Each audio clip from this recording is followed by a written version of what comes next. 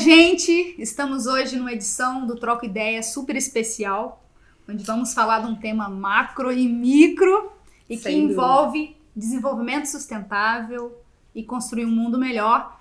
E temos essa convidada maravilhosa, professora Débora Hoff, né? Professora da Unipampa. E vai ser uma conversa muito bacana, né? Com essas duas ferinhas aqui do meu lado, eu vou ficar só ouvindo hoje, aproveitando. Sem dúvida. E eu vou lembrar que faz parte do nosso eixo servil. A gente vai aprofundar um pouquinho mais em relação ao desenvolvimento sustentável, a temas latentes no momento e bastante na onda, né? Em função não somente das questões que a gente tem visto acompanhado nas notícias e nos acontecimentos, mas também como uma cobrança urgente do planeta. Então, vamos falar um pouco disso. Exatamente. E aí eu vou começar largando a pergunta que não quer calar, bombástica. Meu Deus. Porque eu acho que todo mundo hoje está se sentindo incoerente, né? A gente está vendo que o planeta está indo por um rumo que a gente não queria, mas tanto nas mínimas coisas quanto nas maiores, a gente não sabe muito bem para onde ir, o que fazer, né? E aí a professora Débora pode nos auxiliar nessa reflexão, pensando em pessoas, pensando em empresas, instituições.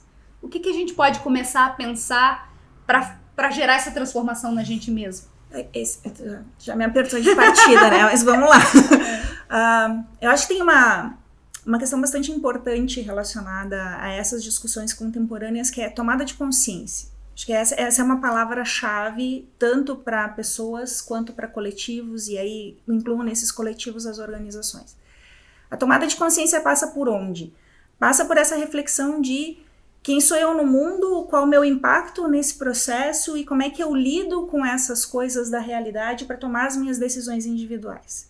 A gente não pode esquecer que tem muito daquilo que a gente consome hoje, ou que a gente faz hoje, que é uma construção social e que é uma construção que distorce a percepção do que é ser feliz, do que é ser pleno, do que é estar bem.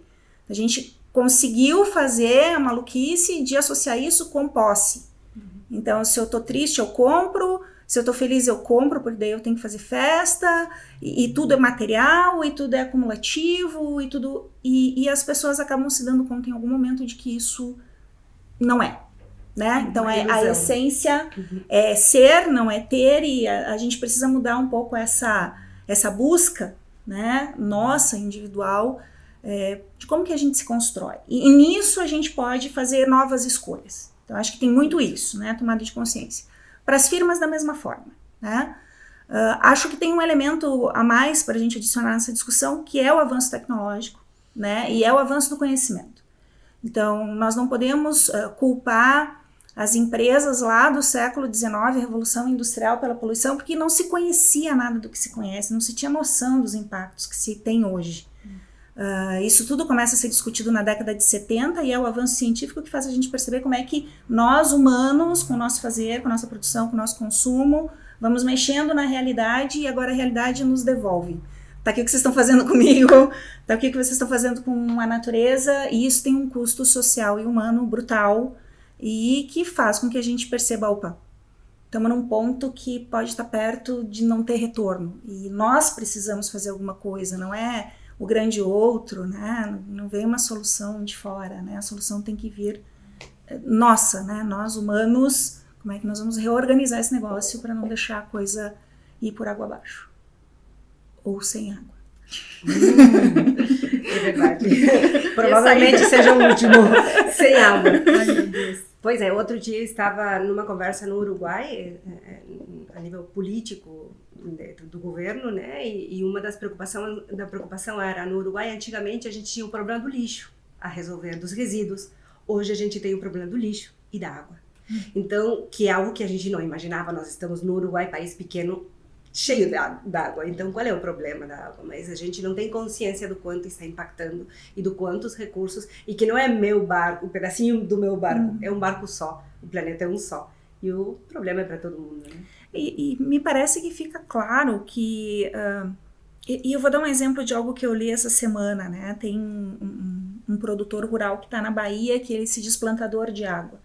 Então, essa ideia de que a preservação da natureza, a descoberta de novas formas de manejo do recurso natural, tem que ser pensada de tal modo que você restaure as estruturas. Então, se você desmata, se você elimina aquilo que tem de organização do ecossistema, do equilíbrio ecossistêmico, isso tem um efeito. O primeiro efeito percebido é secar as nascentes. Ao contrário, quando você começa a recuperar os espaços verdes, voltar a plantar árvores, voltar a proteger o ambiente, a primeira coisa que volta, a água nas nascentes.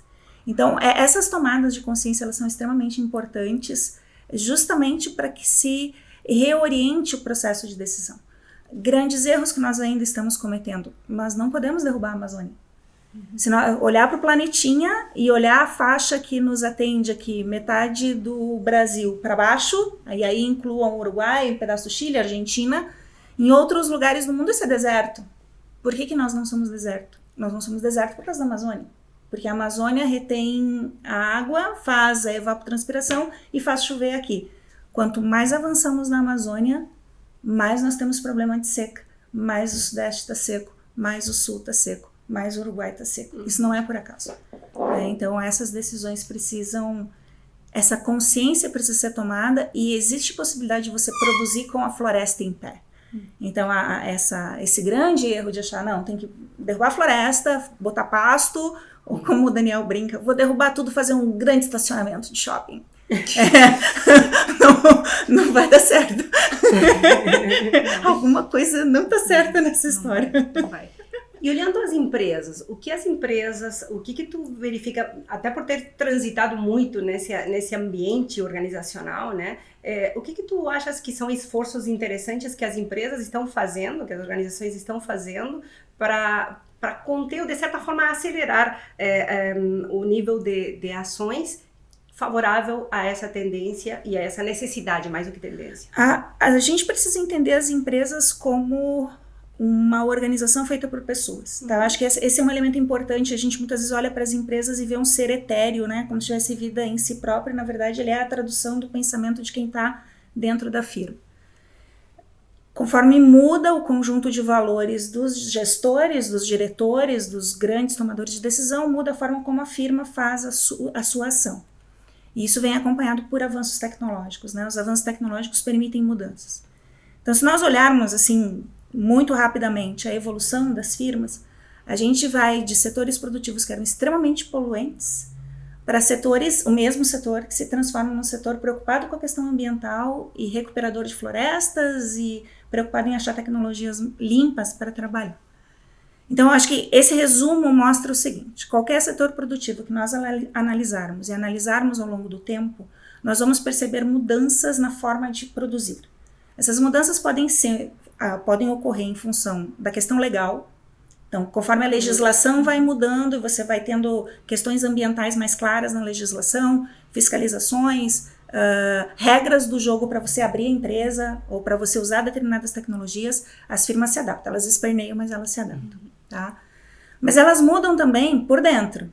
Como eu disse, muda os valores dos dirigentes, a firma muda não porque tem uma pressão legal, mas porque achou que isso é o certo a fazer. E tem uma terceira pressão, depois eu vou falar de uma quarta pressão.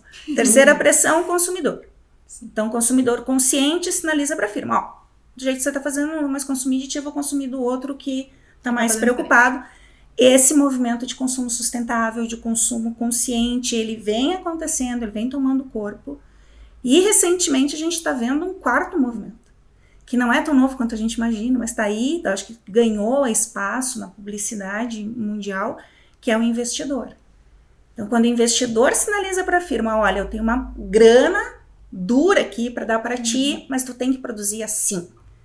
Aí, amiguinho, tu tá pressionado por tudo que é lado, né? Então, as firmas, elas tendem a se adaptar. Isso é muito típico dos estudos que a gente faz sobre organizações, a possibilidade das firmas evoluírem, né? Então, se elas não têm essa capacidade de se adaptar à mudança do seu entorno, elas vão desaparecer, né? Então, nesse caso, é bem darwiniano, né? Quem se adapta sobrevive. As firmas estão se adaptando, tá? E aí, tem várias questões tecnológicas fantásticas que a gente vai acompanhando nesse processo.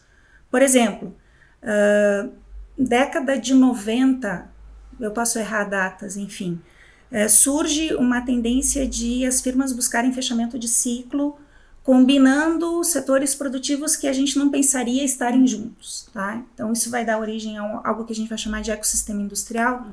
Primeiro modelo disso é de Kalundborg, na Dinamarca, mas já tem várias outras experiências no mundo. E isso vai evoluindo numa área que a gente chama de ecologia industrial, e o que tem de mais moderno nisso é o que eles chamam assim, preocupação com o processo de produção do berço ao berço, não é do berço ao túmulo. Por quê? Porque aquilo que sobra na ponta tem que ser recurso para fechar ciclo e você começar outro processo. Qual é a onda disso? Você reduz pressão em cima do recurso natural, você reduz formação de lixo, porque não é mais lixo, é recurso para o processo de produção. E você obriga as firmas a pensarem o que a gente chama de ecodesign de processos produtivos. Como é que você desenha o processo produtivo para, sei lá, se é um equipamento, ter reparo, né, ser reciclável, ter reuso, né, para você não transformar aquilo em lixo. Então, muda a forma de pensar o processo de produção. Alguns setores produtivos já estão muito avançados nesse sentido, outros estão engatinhando. E o que é lindo, isso está indo também para áreas que a gente pensava que não era possível, como o agronegócio. Então, já tem algumas experiências fantásticas de combinação de processos produtivos de pastagem, ou mesmo de agricultura com floresta, e como é que você neutraliza a emissão de carbono, como é que você melhora a produtividade sem usar adubo químico. E essas coisas estão começando, hídrica, tudo isso já começando a acontecer, meio bons exemplos aparecendo. O Brasil é fantástico nisso, né? Nós somos fantásticos em fazer coisa que nos bota assim na bandeira vermelha, mas nós somos fantásticos em experiências desse tipo, que para mim é o que tem que prevalecer. Exatamente. E uma coisa interessante também, e agora indo para a questão da ESG, né, também, que aí já vamos para um outro... É bom dizer o que é ESG, para quem não sabe. Sim, bom, agora eu vou explicar melhor do que eu, mas é a questão tendo em conta a questão ambiental, a questão social e a questão da governança, né? Então, dentro disso, as empresas também, o que está acontecendo nessa... Porque nós vimos de uma questão, vou cuidar da parte ambiental como parte de uma norma de qualidade. Depois veio, não, mas responsabilidade social empresarial. E agora estamos com ESG. O que muda nessa história?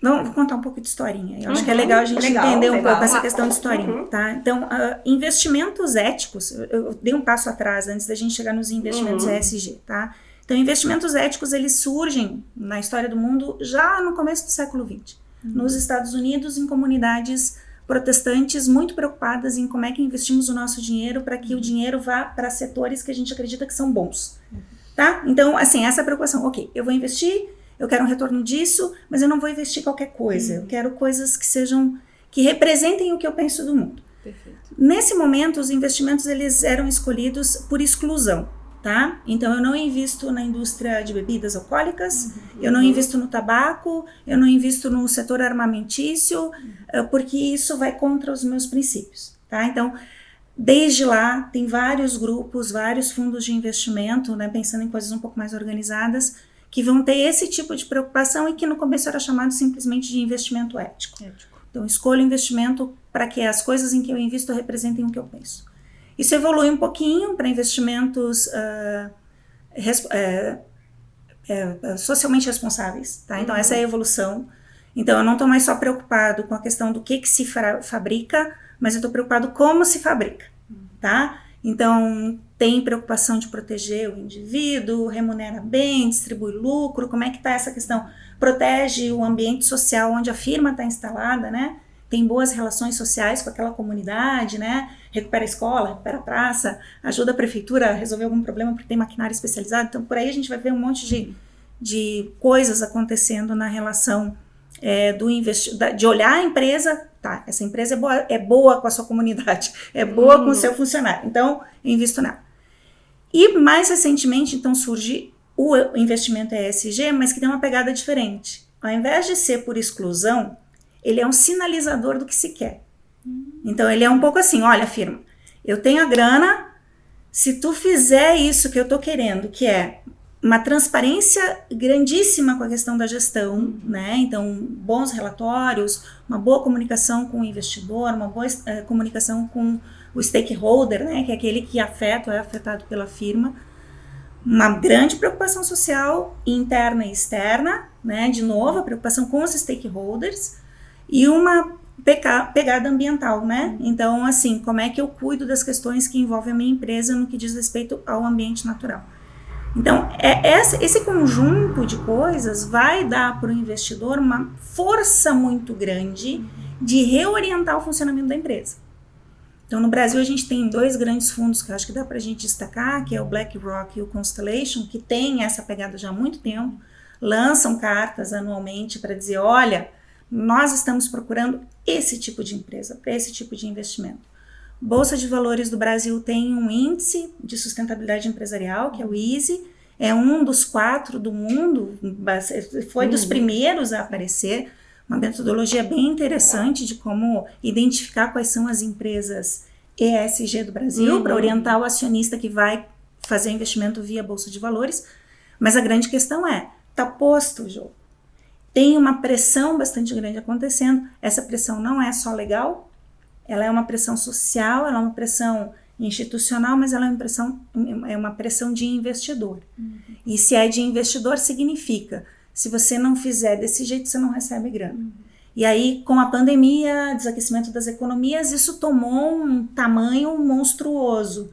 Porque nós temos recurso disponível no mundo, né? Então, cash que está acumulado em fundos de pensão, em outros fundos de investimento, e esse dinheiro está buscando quem queira fazer investimentos ou queira fazer as suas empresas responderem a esse tipo de situação. Qual é o pano de fundo? O pano de fundo é a premência de se mudar as práticas produtivas para se reduzir a nossa pegada humana sobre a mudança climática. Isso tem muito trabalho pela frente, né? Muita coisa. Mas é um movimento positivo, né? Sim. Esses dias, em função da COP26, circulou na internet um vídeo do dinossauro, né? Eu já tinha visto ele e vi de novo vindo pra cá. Do dinossauro falando, olha, quando ocorreu a nossa extinção, a gente não teve culpa, né? Mas vocês estão caminhando para a própria extinção de vocês. E se eu não me engano, nesse vídeo eles falam que os próximos 20 anos são determinantes. E é muito interessante ver essa dimensão individual da coisa, né? Que você trouxe ali os 4 pontos, mas todos eles passam pelo individual, porque a legislação muda por políticos, pessoas políticas e seus eleitores que têm uma consciência e querem alterar aquilo, né? Isso. Nas fábricas a mesma coisa, né? Direção, a mudança de valores, os consumidores, na Bolsa de Valores, tudo passa por uma transformação e uma expansão da consciência. Não, e o terrível é que assim, é difícil construir, é fácil destruir. Isso é uma coisa que é muito preocupante, né? Então, é mais rápido também. É mais rápido desmantelar do que montar. Sim. Então, por mais que a gente passou por períodos no Brasil, falando especificamente do nosso país, né? Em que a gente avançou muito e pensou assim, não, estamos no caminho. Tipo, agora vai. Deu uma descansada. Só que não. O pior é que não deu uma descansada, deu uma ré. Deu uma ré. E é preocupante porque desmantela institucionalmente, ou seja, muda a regra do jogo. Para você recuperar isso, você vai ter que novamente fazer um esforço institucional para que a regra do jogo volte a valer. Tem um outro ponto que me parece que é importante, Silvana, é que, e trazendo a questão científica novamente, né, a percepção de que algumas mudanças de ciclo ecossistêmico, de ciclo do planeta, podem chegar numa condição que você não tenha retorno. Então, isso vai fazendo com que os países realmente estejam muito preocupados. Nós talvez estamos sentindo isso por causa de mudanças nos ciclos de chuva, invernos mais frios, verões mais quentes, mas você tem países que estão desaparecendo porque a água está subindo. Né? Então, países que estão em ilhas já estão comprando terra em outro lugar para poder ter uma saída honrosa da sua população, porque o aquecimento global se manifesta muito fortemente ali. Grande preocupação não é dos climatologistas. A gente não sabe o que acontece com o planeta com uma mudança de média de temperatura acima de 2 graus centígrados. Sim. Então, todo o esforço que está sendo feito desses acordos internacionais que vêm sendo capitaneados pela ONU são para tentar frear o negócio. Né? Não é nem voltar, é dar uma parada... Até para a gente conseguir encontrar tecnologias para ajudar numa reversão daquilo que está acontecendo.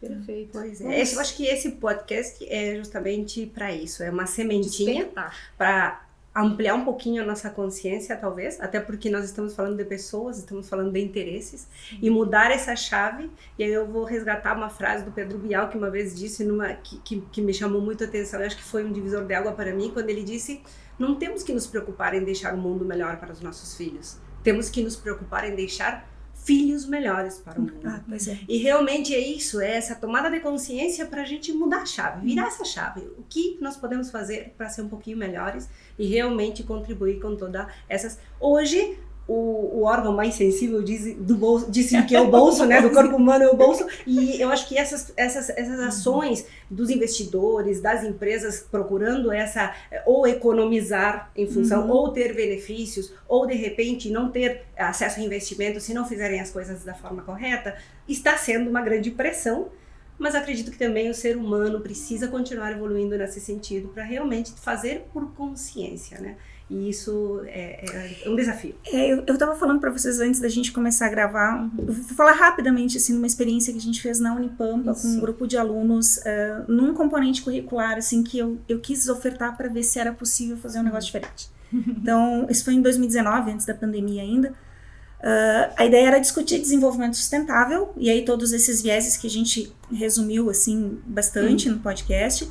Mas desde o começo eu queria assim, o que vocês vão fazer de diferente no semestre nesse sentido, tá? Então cada um tinha que se colocar uma meta para o semestre. Um quis fazer separação de lixo no prédio onde morava, tá? De começar com coleta seletiva, engajou todo mundo, foi fazer campanha, bater de porta em porta, não sei o quê. Eu fiz uma composteira em casa, botei as minhas para trabalhar, consegui trabalhar todo o meu lixo orgânico deixou de ir pro lixo, virou adubo para minhas plantinhas. Teve várias ideias. Teve outra que decidiu, não, vou abandonar a sacolinha plástica. Eu abandonei desde que a Alice nasceu, já são 11 anos que eu levo minhas retornáveis para o mercado, e quando eu levo a sacolinha plástica para casa me dá um nervoso. Porque... Claro. E aí a grande questão era assim, nós esperamos sempre uma mudança de lá para cá, de fora para dentro. E o desafio da disciplina era o que vocês vão fazer para contribuir para essa mudança.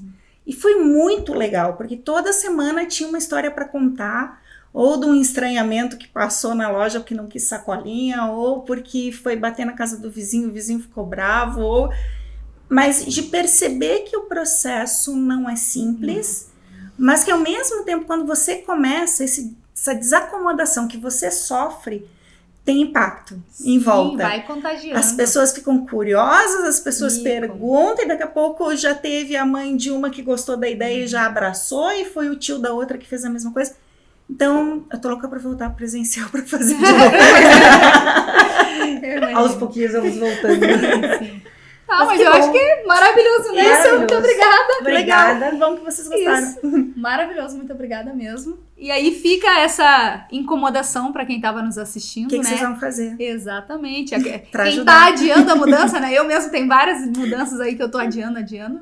Vamos botar para trabalhar, né? Arregaçar as mangas e começar essa transformação que é mais que necessária.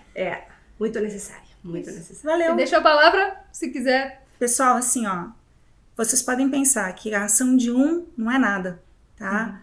Mas se cada um de nós fizer um pouquinho, é um passo a mais que a gente dá em direção àquilo que é o que deve ser feito, tá? Então, pensem em seu consumo, pensem a forma como vocês estão trabalhando as coisas de vocês. Precisa mesmo comprar um sapato novo, uma roupa nova, um celular novo. Sabe, essas coisas a gente tem que começar a questionar. Quem é o teu fornecedor? Como que tu trata teu lixo? Como é que você tá? Cada um de nós fazendo um pouquinho, a gente dá um passo a mais para mudar essa realidade que tá nos pegando rápido. É verdade. Obrigada. Muito obrigada. Nos vemos no próximo episódio de Troca Ideias. Tchau, gente. Tchau, tchau.